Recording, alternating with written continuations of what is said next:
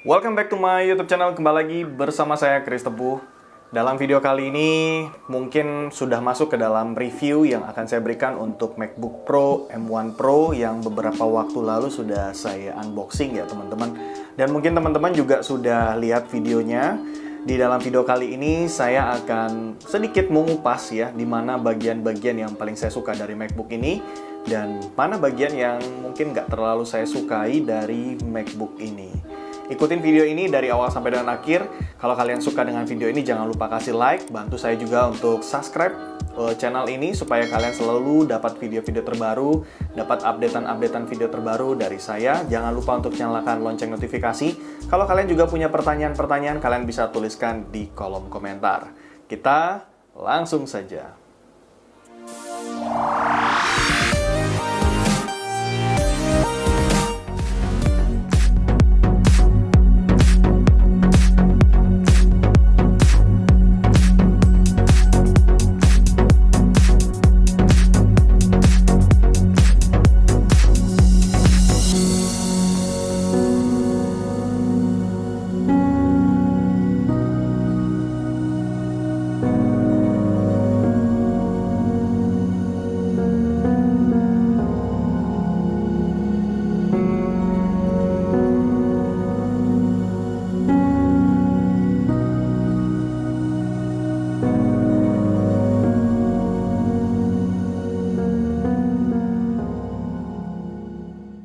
Ya, mungkin teman-teman kalian melihat video ini sudah beberapa hari setelah saya mengunboxing MacBook Pro M1 Pro ini.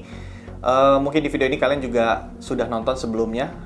Di video sebelumnya saya juga menceritakan tentang kenapa saya akhirnya memilih MacBook Pro M1 Pro ini dibandingkan dengan MacBook Air M2 yang sebenarnya secara performa kemudian secara looks gitu ya, nggak ketinggalan lah ya, masih bisa nyaingin MacBook Pro ini. Walaupun mungkin dari segi performa dan kebutuhan MacBook Pro memang diperuntukkan untuk pekerjaan-pekerjaan yang lebih berat bila dibandingkan dengan MacBook Air.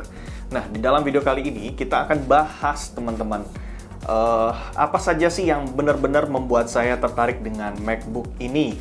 Nah, kita mulai reviewnya di bagian yang pertama. Di bagian yang pertama, yang paling saya suka dari MacBook ini adalah fisik dan bentuknya, teman-teman. Di mana bentuk ukuran MacBook Pro M1 Pro ini lebih terlihat tebal dari MacBook Pro generasi sebelumnya. Ternyata bukan hanya ukuran saja yang lebih tebal, namun juga beratnya. Terasa lebih berat dari MacBook sebelumnya, yakni kurang lebih 1,6 kg. Panjangnya 31 cm dan lebarnya 22 cm. Untuk ukuran layar yang 14 inci yang saya punya ini.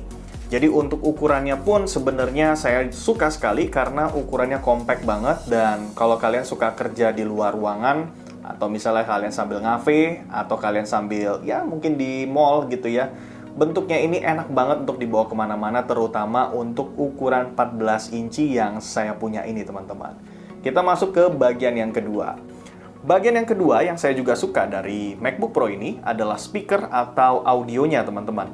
Dimana kualitas audio dari MacBook Pro M1 Pro ini nggak perlu diragukan lagi, udah mantep banget lah pokoknya. Kualitas suaranya bulet banget dan bassnya juga terasa sekali. Mungkin ini karena speaker dari MacBook Pro M1 Pro ini udah didukung dengan Dolby Atmos di speaker bawaannya, membuat suara yang dihasilkan begitu renyah untuk dinikmati.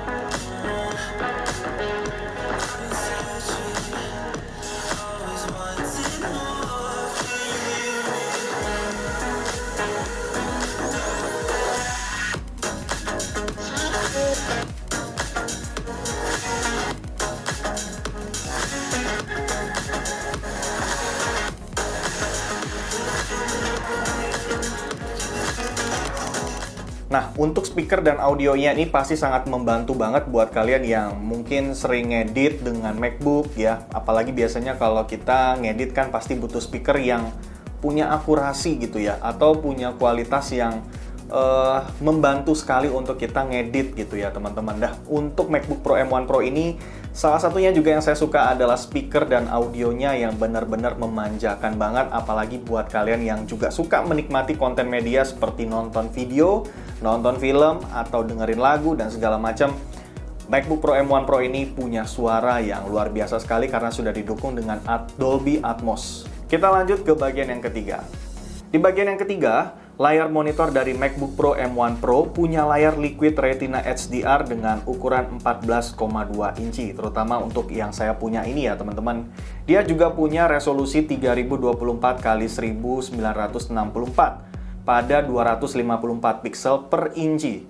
Jadi buat kalian yang sering gunakan MacBook kalian untuk konten-konten media, ini udah bagus banget lah pokoknya, karena sudah memanjakan mata sekali. Dan sekaligus buat kalian yang mau ngedit gambar atau video dengan layar MacBook ini, dia sudah punya tingkat akurasi warna yang sangat menyerupai dan memuaskan sekali. Bagi para editor tentunya karena sudah didukung juga dengan refresh rate yang tinggi, yakni 120 Hz. Dengan teknologi ProMotion di mana refresh rate-nya bisa menyesuaikan dengan kebutuhan konten media yang sedang kita gunakan. Jadi untuk layarnya teman-teman sangat akurat, terutama buat kalian yang suka bikin konten-konten video dan kalian ngeditnya di MacBook Pro M1, ini sangat membantu sekali karena ada layar Liquid HDR-nya tadi teman-teman. Kita lanjut ke part yang keempat. Di bagian yang keempat, ketersediaan port. Buat kalian yang biasa menggunakan kamera dalam membuat video, sekarang nggak perlu mikir pakai dongle lagi untuk mentransfer data kalian ke MacBook. Karena di MacBook Pro M1 Pro ini, ketersediaan port udah sangat mumpuni dan lengkap bila dibandingkan dengan generasi MacBook sebelumnya. Di sebelah kanan sudah tersedia satu slot memori dan satu slot HDMI dan satu port USB Type-C yang tentunya sudah Thunderbolt ya teman-teman. Dan di sebelah kiri sudah tersedia satu port untuk MagSafe, dua USB Type-C Thunderbolt, dan satu port audio jack. Kita masuk yang kelima. Di bagian yang kelima, saya juga ingin menjelaskan tentang performa chipset, di mana kalian nggak perlu ragukan lagi lah kalau soal chipset M1 Pro ini. CPU 8 core dengan 6 core performa dan 2 core efisiensi memiliki performa yang maksimal sekali untuk pekerjaan-pekerjaan berat. Mungkin ini adalah salah satu alasan kenapa saya lebih memilih MacBook Pro daripada MacBook Air. Sejauh ini untuk editing video, MacBook ini tidak saya temukan kendala. Untuk ngerender file-file video berat, dia lancar jaya. Untuk ngedit video 4K 60 fps, dia juga oke dan nggak ada kendala. Cepat dan memuaskan. Mungkin sekalian juga di bagian ini saya jelaskan tentang daya atau konsumsi daya dari MacBook ini ya teman-teman. Karena adanya chipset M1 Pro yang sangat efisien ini membuat kebutuhan daya bisa diminimalisir oleh MacBook Pro ini. Jadi buat kalian yang suka ngedit di cafe atau di luar rumah, di mana lokasi tempat kalian ngedit mungkin nggak ada tempat pengisian daya, kalian nggak perlu terlalu khawatir karena MacBook Pro M1 Pro ini benar-benar hemat sekali dayanya. Saya pernah ngedit 3-4 video dengan durasi 9-12 menit per videonya. Dari posisi baterai 100% tanpa di charger, selesai ngedit masih tersisa 47%. Sisanya masih bisa saya pakai untuk nulis skrip dan browsing-browsing. Hemat bukan? Di bagian yang keenam juga saya suka dengan Magic Keyboard dari MacBook Pro M1 Pro ini teman-teman. Ini memberikan satu experience yang luar biasa banget. Meskipun di rumah saya juga punya keyboard eksternal begitu ya, keyboard Bluetooth begitu. Karena nyaman dengan keyboard Magic Keyboard yang punyanya MacBook Pro ini, akhirnya saya nggak pakai lagi untuk keyboard yang saya punya itu teman-teman. Jadi saya lebih memilih menggunakan Magic Keyboard untuk kebutuhan sehari-hari. Oke, kita masuk ke bagian yang saya kurang suka dari MacBook ini. Yang pertama mungkin ini bukan bagian dari MacBook-nya ya, tapi lebih kepada bagian pemasarannya gitu ya, marketingnya. Yaitu adalah yang pertama, kenapa MacBook Pro M1 Pro ini variasi warnanya itu minim banget, cuman punya dua varian, yaitu varian yang silver dan yang space gray seperti yang saya punya ini. Padahal sebenarnya kalau ada pilihan warna seperti di MacBook Air M2 kemarin ya teman-teman, warna midnight itu ya, warna biru navy seperti itu yang agak kegelap-gelapan ya, agak kehitam-hitaman, itu kasih kasih ketertarikan yang benar-benar luar biasa buat kita yang memang suka dengan desain MacBook Pro. Tapi di MacBook Pro M1 ini memang variasi warnanya minim sekali, dan ini yang membuat saya merasa sayang sekali Apple kenapa tidak dibikin variasi warna yang mungkin mirip dengan MacBook Air. Mungkin karena MacBook Pro M1 ini keluarnya lebih dulu daripada M1, daripada MacBook Air M2 ya teman-teman ya. Kemudian kita masuk ke bagian yang kedua yang saya juga kurang suka, yaitu adalah keberadaan notch di layar monitor M1 Pro ini teman-teman. Jadi keberadaan notch ini benar-benar sebenarnya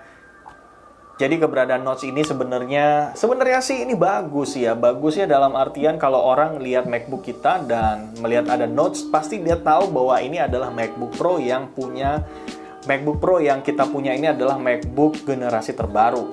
Tapi notch-nya ini menurut saya sih agak ngeganggu ya. Coba kalau bisa diselipkan gitu ya di bagian mana gitu ya, di bagian ujung gitu atas, dan nggak perlu pakai notch, mungkin akan lebih ya, layarnya jadi lebih kelihatan bagus.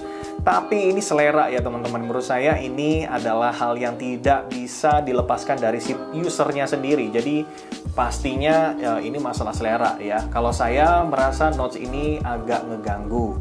Kita lanjut ke bagian yang ketiga.